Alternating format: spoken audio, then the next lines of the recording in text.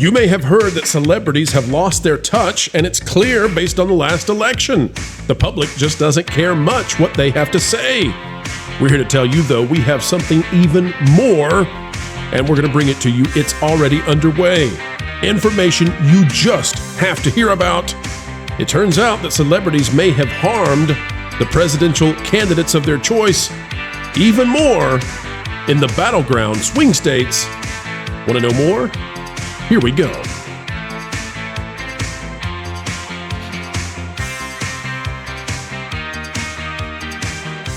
Hello, ladies and gentlemen, and welcome back to the Pro Channel. It is almost a new year, and we are here with the news, pop culture, and entertainment, of course, that you need. Explaining entertainment, keeping you ahead of the culture curve. It is what we do. And folks, if you're a dedicated viewer of the channel, stick around until the end of this video for a special message to you.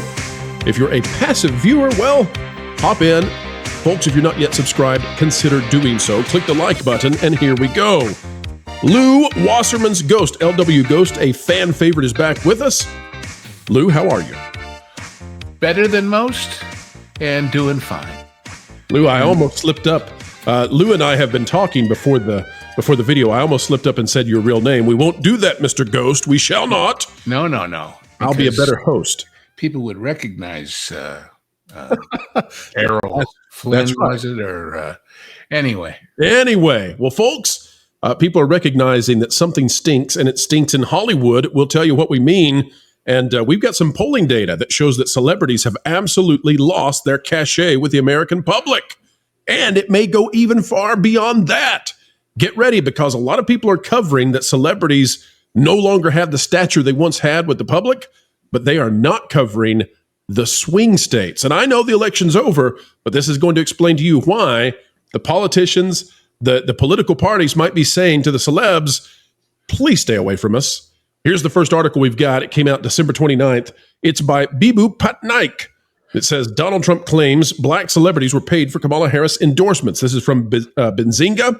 And folks, we want to say, we're not making these allegations. We are reading the allegations, although we have covered, with excellence, by the way, exactly what was underway with the payments going to Oprah Winfrey's company and more.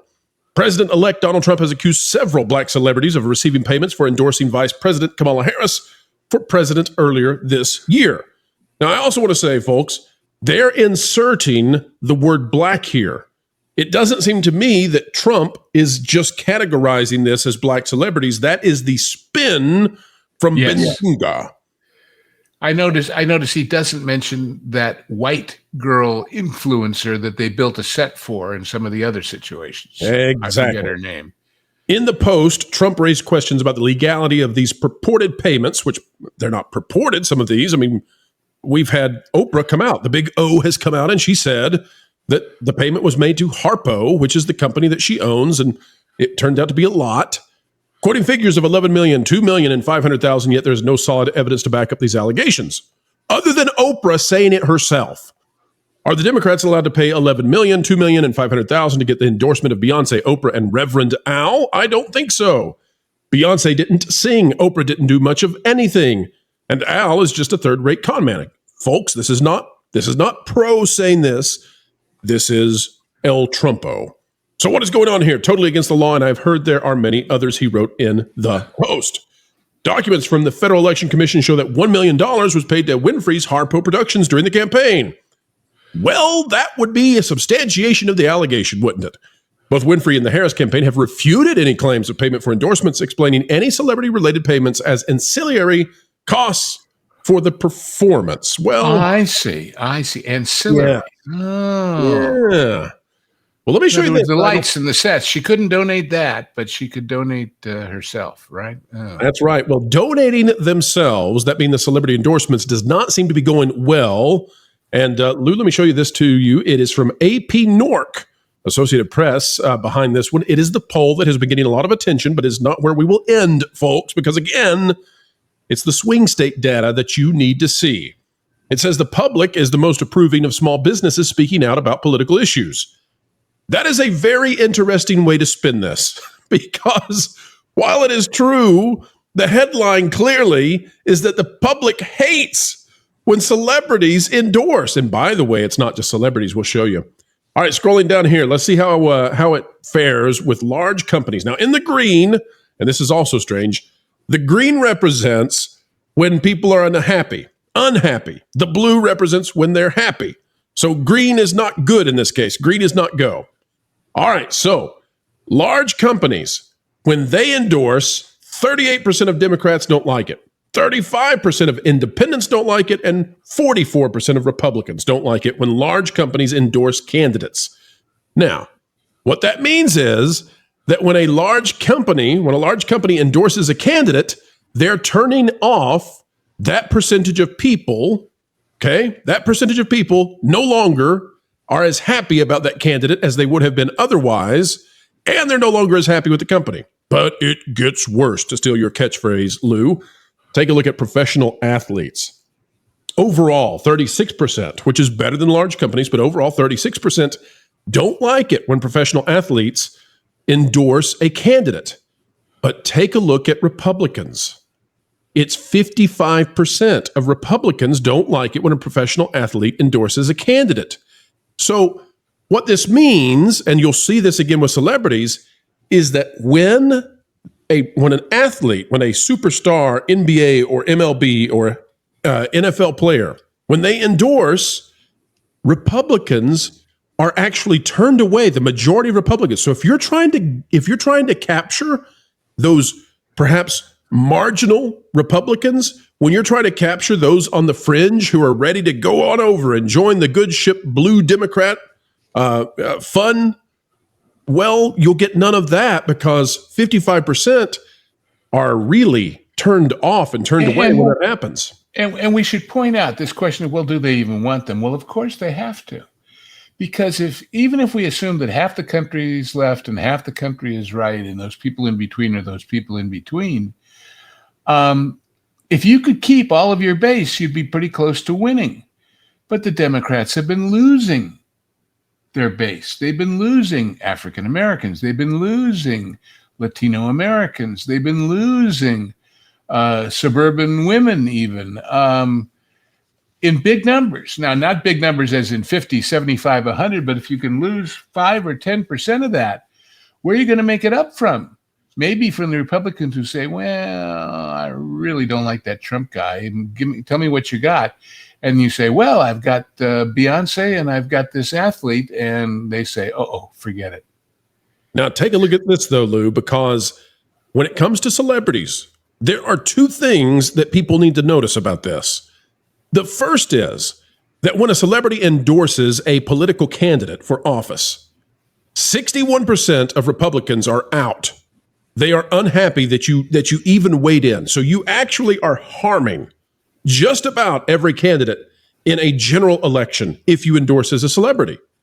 Beyond that, though, take a look at the independents, because remember the blue? We said that the dark blue, that's people who like it when a celebrity endorses. You are only getting a 12% and 11%, 12% from independents and 11% from Republicans. If you're a celebrity and you endorse somebody, that's the teeny tiny itsy bitsy percentage of people who actually care and like that you endorsed, and they'll take it to heart. 90%, okay, fine, folks, we'll be exact. 88% of the population does not respond positively. They're either neutral or they're negative.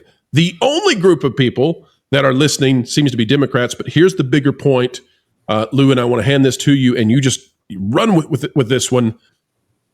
Dear Hollywood, dear Hollyweird, you need to know this. This poll from the AP, from the Associated Press, they're your buddies, they're your pals, they're your amigos. Might as well stand for Amigo Press. They're showing you right here, if you look at professional athletes overall and celebrities overall, the response here says that 26% of the entire population like it when professional athletes endorse. 2 points less for celebrities, 24%. What that means, Lou, is that the general public trusts professional athletes whose job it is to play sports ball they trust them more than they trust the Hollywood celebrities. In other words, they watched the linebacker, right, give an endorsement. The linebacker on their favorite team giving an endorsement means more than George Clooney.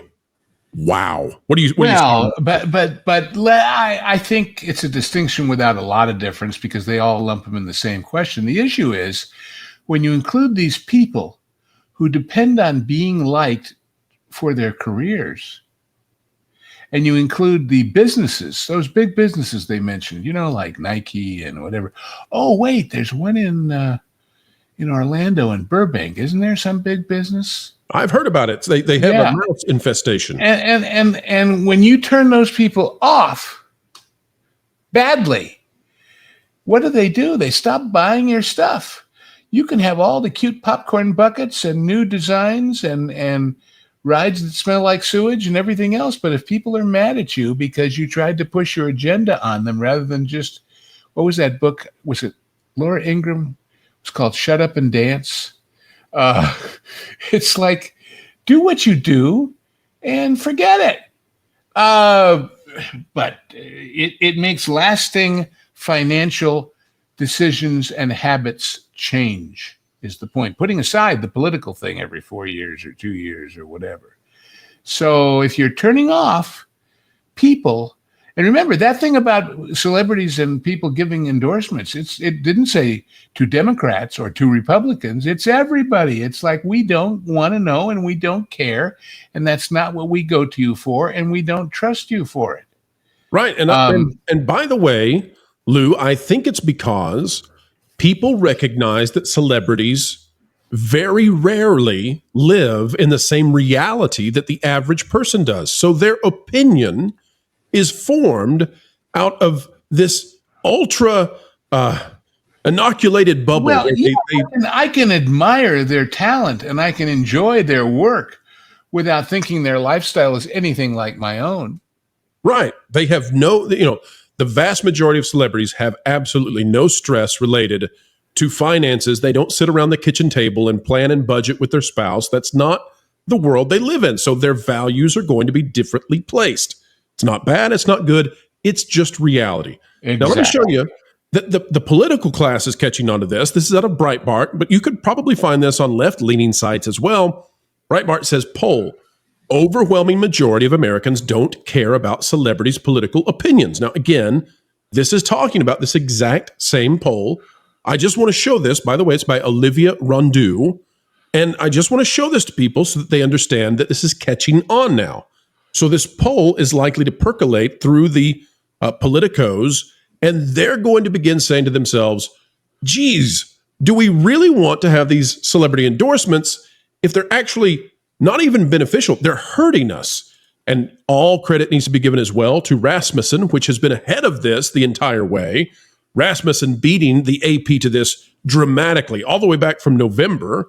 Right. Says celebrity endorsements had little impact in the 2024 election. Folks, take a look at this. It says the latest Rasmussen reports national telephone and online survey finds that 56% of likely U.S. voters say endorsements by celebrities made no difference at all in terms of their vote in the presidential election, while another 19% say such endorsements didn't make much difference. And so Rasmussen wait. Same thing. Let's read in between the lines just a little, shall we? We shall. 19% say endorsements didn't make much of a difference. If you're the average American, would you admit it? 12% say celebrity endorsements made some difference, but 11% say they made a lot of difference.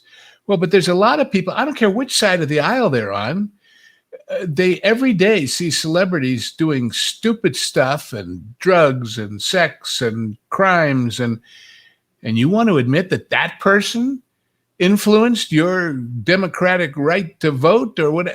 Most people will say no, even if it was true. And certainly the more that celebrities in general as a class of people and Hollywood in general as a concept commit other non-political errors, the less people are willing to admit, even if it's true. So, and the other thing I would say, Mr. Ghost, is that there's a real question in my mind, and maybe you can help me answer this.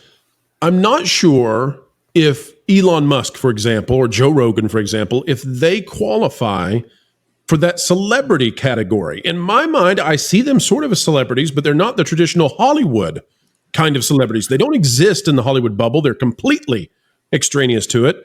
But I have no doubt that what Elon Musk did had a tremendous impact on the election. I have no doubt that Joe Rogan hosting Donald Trump for a conversation about 3 hours, I have no doubt that that had an impact. I even believe that what Joe Rogan did was a watershed moment that ushered in the new media era and put the legacy dinosaur media out to pasture.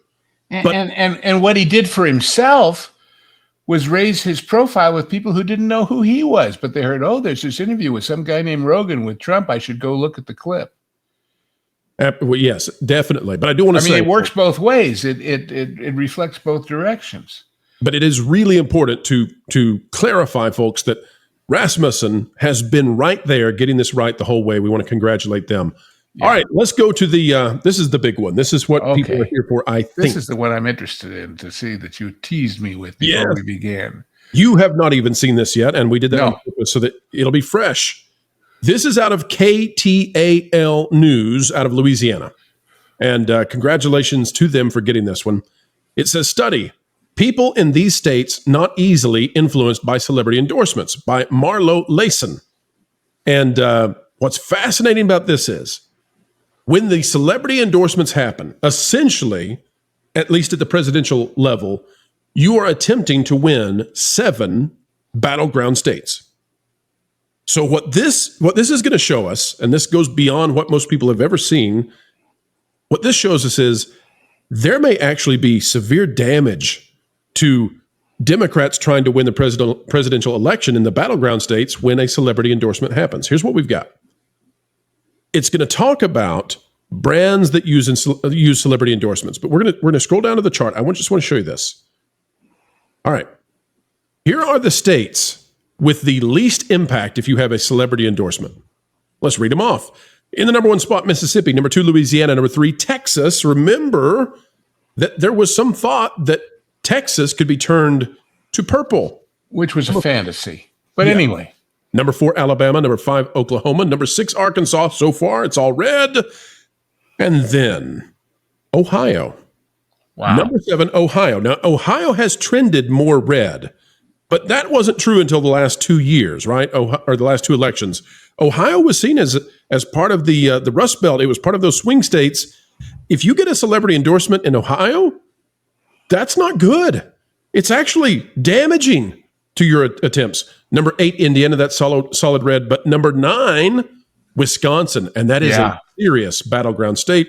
Then we've got Missouri. So depending on how you classify it, folks, you could, I guess, if you're optimistic on the left, say Texas, but really, we've got 2 of the big battlegrounds here, especially Wisconsin.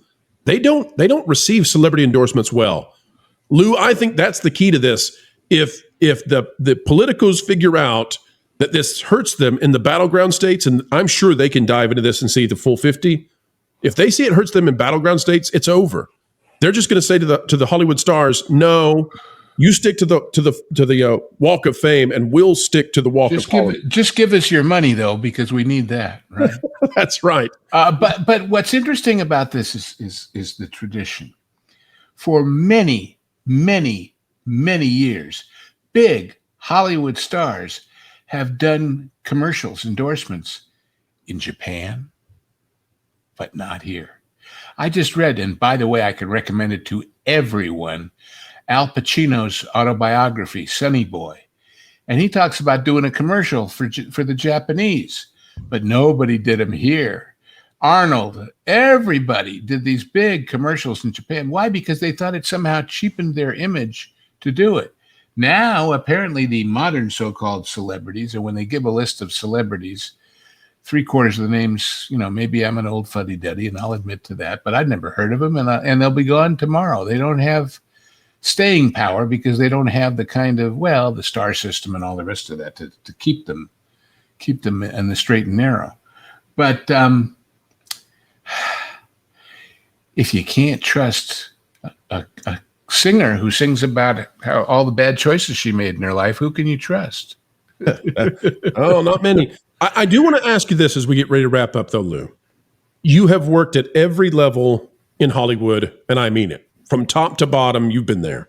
You've had a storied career.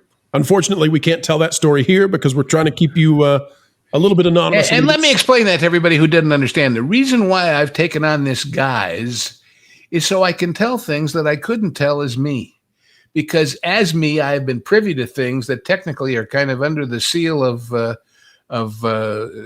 quietude, especially some of the stuff we started this when the big negotiations were going on. So it's stuff that I think is important for people to get a grip and understanding, but not something that my real person can say publicly. So that's the reason. I'm not shy. It's just, and it's been hugely important and helpful that you've been an integral part of this channel, sharing that information out to the public. So what I wanted to ask you about is, in your many decades of work in Hollywood, would you say that celebrities thought they had great cachet and sway with the American public? And how do you think they would receive this information now? Do you think would it sadden the loss of celebrity status? And I think the old time celebrities understood what a double-edged sword it was. I mentioned Al Pacino's book. There's a part of it where after he got so prominent out of nowhere in the first Godfather, he didn't go to the Oscars. And he didn't go because he was in a play. They would have given him a couple of days off, but he was doing work, and he didn't think there was a chance in hell he could win. But the reaction from the paparazzi and everything, oh, well, he thinks he's a big shot. He's too big to do it. And they tried to portray him as a jerk. And he was shocked by it, and he couldn't understand it. And see, when he was working on the second Godfather, he went to Lee Strasberg, who was playing Hyman Roth, the double for Meyer Lansky. And he said, Lee, he says, what do I do about this? It's very hard to cope with this whole fame thing. And he says, Strasberg smiled at him and said, darling, you just adjust. Well, adjust they must when it comes to Elon Musk and the fact. And Musk, his attitude is what he told that guy about bribing me for money, and that's fine. He can afford it. But these other people may not be as big as they think they are. And that may drive some of them crazy, because Elon Musk and some of these others, whatever you may think of the latest controversies, they have real ability to reach out and talk to Americans, and Americans appear to be listening.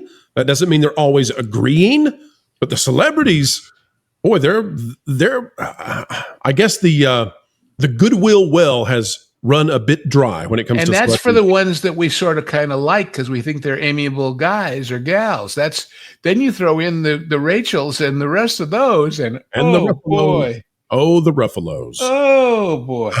It's just astounding. But again, it's a result of people living in such a political and socioeconomic bubble that they can't even conceive of something outside. The famous story is that Pauline Kael, who was the #1 movie critic in America, the morning after Ronald Reagan won by a landslide, woke up in her home in New York City, and people told her, and she said, how is that possible? Nobody I know voted for him. And I love that story. And that's where they're at. They're confused. They're shocked. That's Hollywood today, folks. That's Hollywood. Then and again, now today. Well, folks, you can get underway with all kinds of great exclusive content. Become a member of the channel, and you will enjoy LW Ghost as he continues to move through the great classics of entertainment. It's called the Genre Guys, and you also the Lou Wasserman's Ghost. What do you call it? The Hollywood Backlot and You with Lou. That's the name. Yeah, something Hollywood like that. With me and Bosch. We haven't done that for a couple of weeks because I've been resting, but we're going to start that up again in the new year. Coming in January, returning with vigor, folks, with vigor. Don't miss it. Folks, we ask that you not miss that like button. Share, subscribe, click it and stick it to the algorithms. It is the notification bell. Drop a comment down below. Let us know your thoughts. And folks, that message we have that we promised and teased at the beginning, For our ardent viewers, our dedicated viewers of the channel who are here for most every video, we would like to say thank you. 150,000 subscribers just about in 2 years. Wow. January 1st of 2025 will be the beginning of the third year of existence, 2 years in the books. And at that point, we believe this channel is no longer an upstart. It's no longer a new thing, but we are established, and you have been the one establishing us. We also want to thank you for letting us run highlight clips for the past 4 or 5 days. That allowed those who work for us, with us at the studio, to take days off to spend with their family. That is exceedingly kind. Of course, we did the pro show the day before and the day after Christmas. We've worked very hard to keep the content coming. YouTube always wants to be fed, darn it. It's like an ever-hungry cat. So you got to feed it. You got to feed it. Even when it imitates the infamous worm Ouroboros that eats its own tail. That's that's right. But I'd like to say just briefly, I haven't been a part of this for those 2 years, but for a chunk of it, everybody here has something that a lot of other places don't. Gratitude and respect for your time.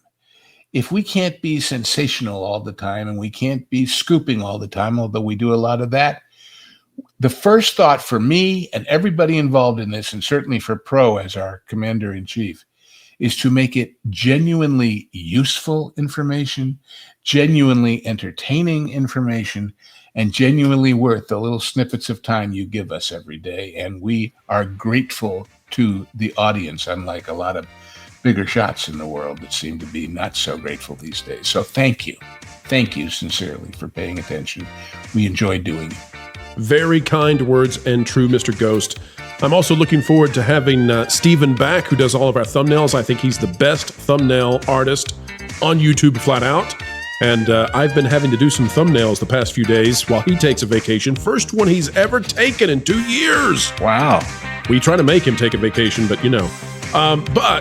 I'll be happy to have everybody back, and it's going to be a wonderful new year. Thank you all so much for being here.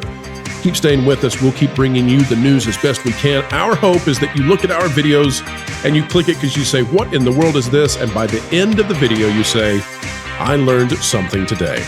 All right, folks, we're out. We'll be back. We'll see you 4 times a day. In the meantime, keep learning, keep growing, and keep having fun. Huh. Hey, Floral. I just wanted to let you know I have a New Year's resolution. Okay. Although, I don't want to say it. It might be like a wish. If I speak it, I'll break it. Usually a resolution is spoken out loud so you can be held accountable to it. Like, my resolution is to go to thatparkplace.com and be ready to see its new facelift, and to make sure I'm always subscribed to guys like Jonas and Pro, Culture Casino, Lorena Creole, John Trent, you know, all of them. Well, I actually got Slade Wilson to also make a resolution. What's that? I'd get in too much trouble if I repeated it. He took it way further than I feel comfortable repeating. Well, that's probably a good call. But, what's yours? It's not to say anything mean about Jonas. How do you plan to do that?